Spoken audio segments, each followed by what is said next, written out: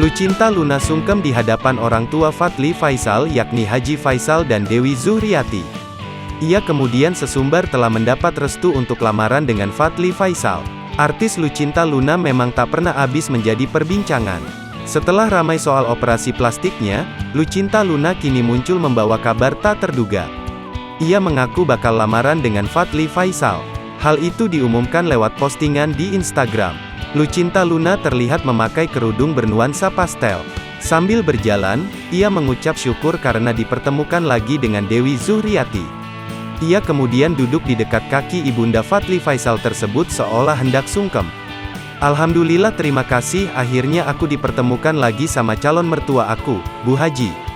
Assalamualaikum Bu Haji, ucap Lucinta seperti dikutip tribunstyle.com dari Instagram, Sabtu tanggal 23 April tahun 2022.